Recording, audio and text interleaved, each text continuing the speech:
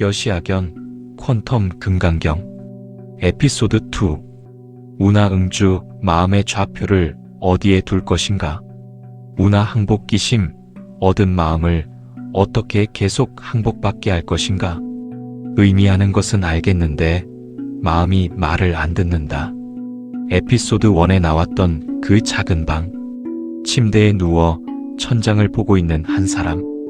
눈 밑에는 피곤이 내려앉았는데 머리는 쉬지 않고 돌아가는 중이다. 머리 위에 말풍선이 다시 떠오른다. 그래, 나도 이제는 좀 달라지고 싶다. 명상도 해보고 공부도 해보자. 근데 왜 마음이 이렇게 말을 안 듣지? 전보다 조금 달라진 점이 있다면 이번에는 말풍선 옆에 작은 글씨로 이런 태그가 붙어 있다. 발심, 결심, 작심 삼일 위기. 어떤 날은 우리가 분명히 결심합니다. 이제는 좀 달라지자. 이제는 진짜 마음을 다잡아야지. 이번에는 꼭 끝까지 가보자. 마음의 방향, 즉 좌표는 분명히 찍습니다. 그런데 막상 하루가 시작되면 마음은 그 좌표와 전혀 상관없는 방향으로 마구 뛰어다닙니다. 화면에 말풍선들이 추가로 뜬다. 오늘만 좀 쉬자. 유튜브 한 편만 보고 내일부터 진짜 하자. 결심은 한순간인데 그 결심을 지키는 싸움은 매 순간입니다. 이때 생겨나는 질문이 바로 이것입니다. 운하응주 어디에 마음을 두어야 하는가? 그리고 한번 얻은 이 마음을 운하항복기심 어떻게 계속 항복받을 것인가? 에피소드 1에서 마지막에 열렸던 타임워프의 터널이 다시 한번 펼쳐지고 카메라는 그 터널을 따라 기원정사의 새벽으로 빨려 들어간다. 기원정사 마당 중앙. 수보리가 오른쪽 어깨에 가사를 벗어내리고 한쪽 무릎을 땅에 대고 두 손을 모은 채 부처님께 예를 올린 모습. 이미 던져진 질문이 기원정사의 공기 속을 맴돌고 있다. 세존, 선남자 선여인 바라녁따라 삼막삼보리심 운하응주 운하항복기심. 세존이시여 선남자 선여인이 안욕따라 삼막삼보리의 마음을 냈다면 그 마음은 어디에 머물러야 하며 어떻게 그 마음을 항복받아야 하겠습니까? 수보리의 질문은 두 갈래로 나뉩니다. 첫째, 이 마음의 좌표를 어디에 둘 것인가? 둘째, 항복기심 한 번 낸 이 마음이 어떻게 계속 항복받게 할 것인가? 안욕따라 삼막삼보리라는 최고의 깨달음을 잠깐 번개처럼 맛보는 것은 어쩌면 가능할지도 모릅니다. 그러나 그 깨달음을 항상 지닌 채 살아가려면 내 마음이 계속 항복되어 있어야 합니다. 여시 8의 HUD 화면에 로그가 찍힌다. 마음의 방향, 좌표들. 그 마음을 지속적으로 항복시키는 안정화. 연구실에서 김 박사의 양자 터널 실험은 좌표감만큼은 정확했습니다. 그러나 문제는 좌표를 아는 것이 아니라 타임워프 터널이 무너지지 않게 안정화하는 일이었습니다. 수보리의 질문은 이 두 가지를 한 번에 겨냥하고 있습니다. 선제, 질문을 인정하는 부처님의 첫 응답. 기원정사 마당. 부처님의 얼굴에 아주 옅은 미소가 떠오른다. 입술이 부드럽게 열리며 기원정사 전체를 울리는 듯 맑은 소리가 흘러나온다. 불고 수보리 선제, 수보리야, 잘 물었다. 참 잘 물었다. 선남자, 선여인이 안욕따라 삼막삼보리의 마음을 냈다면 응여시주, 여시항복기심, 여여소설, 선부촉제보살, 바로 지금 내가 묻는 것처럼 그 마음이 어디에 머물러야 하고 어떻게 그 마음을 항복받게 해야 하는지 알아야 한다. 그대가 말한 대로 열애는 보살들을 잘 보호하고 잘 기억하며 잘 맡긴다. 여금제청, 당위여설, 그러니 이제 마음을 모아 잘 들으라. 너를 위해 이 자리에 모인 모든 이들을 위해 말하리라. 부처님의 선제가 울리자 수보리의 어깨가 아주 조금 풀어진다. 내 질문이 헛된 것이 아니구나 하는 안도감. 그리고 주변 비구들의 자세가 눈에 띄게 곧아진다. 누군가는 무릎을 조금 더 당겨 앉고 누군가는 눈을 감았다 뜨며 집중을 한 번 더 다잡는다. 아나는 숨을 가볍게 들이쉬며 귀의 감각을 최대치까지 끌어올린다. 여신은 이 순간의 공기 밀도까지 메모리에 함께 기록한다. 부처님은 먼저 질문의 방향을 칭찬해 줍니다. 어떻게 깨달을까? 그 마음을 어디에 두고 어떻게 지켜나갈까? 를 묻는 질문. 금강경은 이 질문에서 시작되었습니다. 운하응주, 운하항복기심이라는 이 문장이 그래서 중요합니다. 부처님께서 조용히 손을 들어 기원정사 바깥을 가리킨다. 카메라는 그 손짓을 따라 사위국의 거리로 나간다. 사위성의 중생들, 장터에서 다투는 상인, 얼굴은 붉고 손짓은 거칠다. 병상에 누워 눈을 제대로 뜨지 못하는 사람, 곁에서 그의 손을 꼭 잡고 있는 가족, 자식을 잃은 듯한 어머니, 땅을 부여잡고 흐느끼는 어깨, 구석에 혼자 앉아있는 노인은 텅 빈 시선으로 허공을 바라본다. 금과 보석을 싣고 가는 수레, 그 옆에서 아무 말 없이 길을 바라보는 거지. 그리고 친구들과 함께 웃고 떠드는 젊은이들. 하지만 웃음이 멈추고 나면 눈빛에 스치는 공허함이 가득하다. 수보리, 보살어법, 응무소주 이행어보시, 소위불주색보시, 불주성향미촉법보시. 수보리야, 보살이 모든 법에 대해 행할 때 마땅히 어디에도 머무르지 않는 마음으로 보시를 행해야 한다라고 말씀하시고는 잠시 멈추었다가 부처님은 조금 더 구체적으로 이어간다. 겉으로 보이는 모습에만 머무르며 보시하지 말고 소리, 냄새, 맛, 촉감, 생각과 개념에 머물러서도 보시하지 말아야 한다. 그 어느 상에도 얽매이지 않는 마음으로 베풀고 돕고 함께해야 한다. 부처님의 말씀이 이어질수록 그 껍데기들이 한 겹씩 벗겨지듯 사라진다. 나중에는 숨을 쉬는 가슴, 눈동자 속에 작은 떨림만 남는다.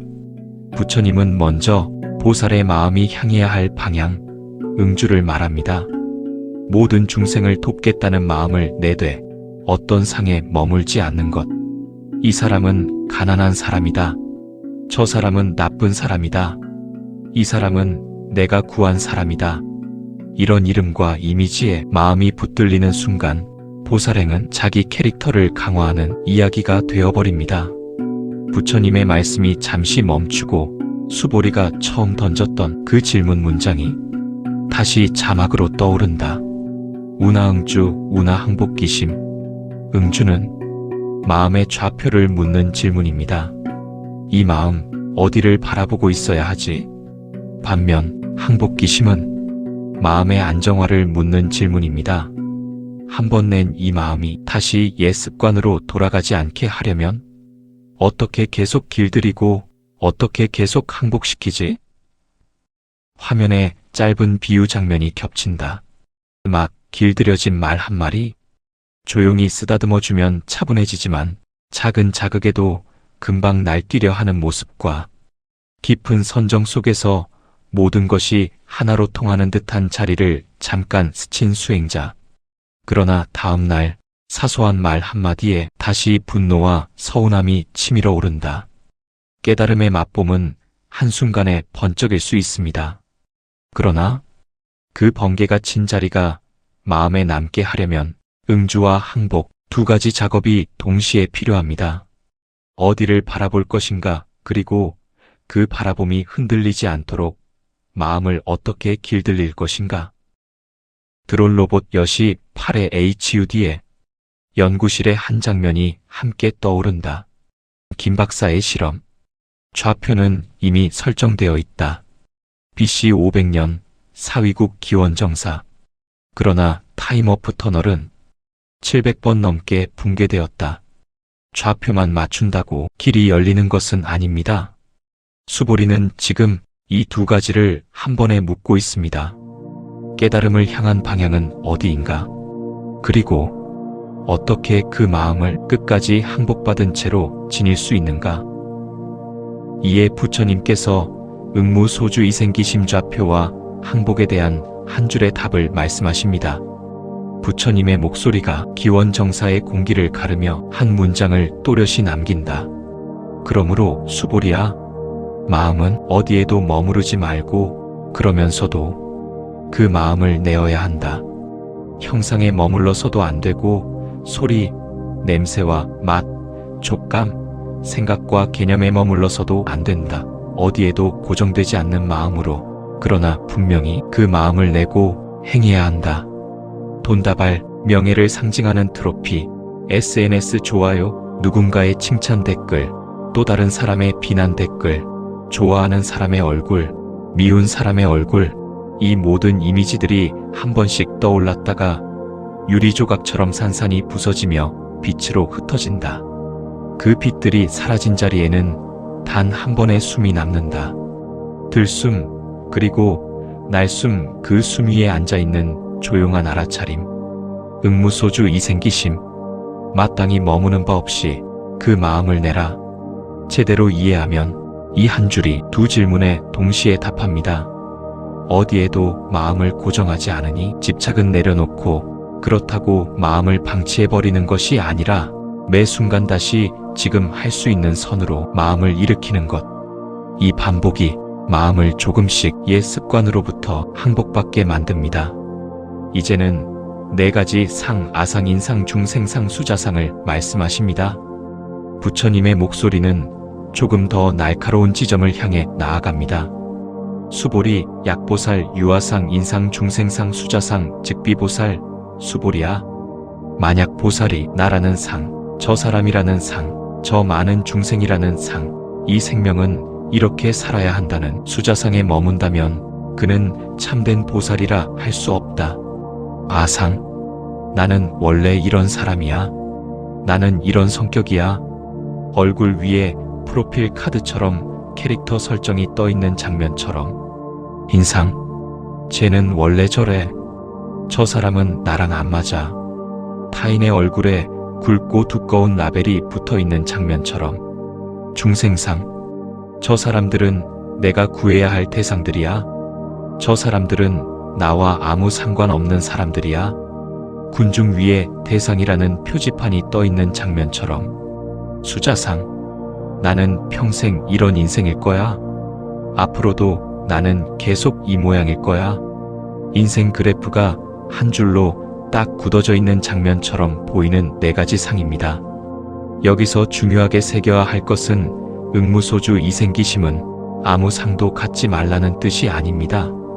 상에 머무르지 말되 상들을 필요할 때는 도구처럼 쓰고 다시 내려놓을 수 있는 유연함을 말합니다. 나는 이런 사람이라는 아상, 저 사람은 저런 인간이라는 인상, 이 사람들은 구제할 대상이라는 중생상, 인생은 이렇게만 흘러가야 한다는 수자상. 이 네 가지 상이 굳어지면 마음은 다시 낡은 버전의 OS로 되돌아가 버립니다. 금강경은 이 네 가지 상을 끊임없이 깨뜨리는 경전입니다. 그렇다면 현대의 현재 마음의 OS를 다시 깔아야겠죠. 화면은 다시 현대의 작은 방, 침대에 누워있는 사람. 이번에도 걱정과 생각의 말풍선들이 뜨지만 그 위에는 작은 꼬리표가 붙는다. 내일 카드값 어떡하지? 그때 왜 그런 말을 했지? 그 사람이 날 어떻게 생각할까? 앞으로도 계속 이럴 거야. 나는 원래 이런 인생이야. 이런 생각들이 나를 지배할 때 응무소주 이생기심을 현대어로 바꾸면 이렇게 말할 수 있습니다. 첫째, 지금 떠오르는 생각과 감정에 마음을 고정하지 말 것. 아, 또 이 생각이 왔구나 하고 한 발 물러서서 바라볼 것. 둘째, 그럼에도 불구하고 지금 이 순간 할 수 있는 가장 작은 선을 선택할 것. 마음을 어디에도 고정하지 않는다는 것은 세상과 등을 지자는 말이 아니라 무엇이 떠오르는지를 알아차리는 메타인지임을 알아야 하며, 그리고 그 알아차림 위에서 행동 방향을 새로 선택하는 자유를 되찾자는 말입니다. 침대 위 사람의 휴대폰 화면에 또다시 알림이 쏟아진다. 결제 예정 안내, 누구누구의 세계시물, 충격 속보. 예전 같으면 반사적으로 손이 갔을 화면. 이번에는 숨을 한번 크게 들이마신다. 그리고 아주 조용히 휴대폰 화면을 끈다. 작게 중얼거린다. 그래, 지금 내가 할 수 있는 건 일단 이 숨부터 제대로 쉬는 거지. 그는 천천히 단전의 힘을 느끼며 들숨과 날숨을 한번 지켜본다. 오늘 당신의 마음은 어디에 머물러 있습니까? 응무소주 이생기심, 어디에도 갇히지 않는 마음으로. 그러나 분명히 지금 할 수 있는 가장 작은 선을 선택해 보는 것. 그 한 번의 선택이 당신 마음의 OS를 천천히 그러나 확실하게 새로 깔아갈 것입니다. 에피소드 3, 상을 깨뜨리는 한 줄의 칼.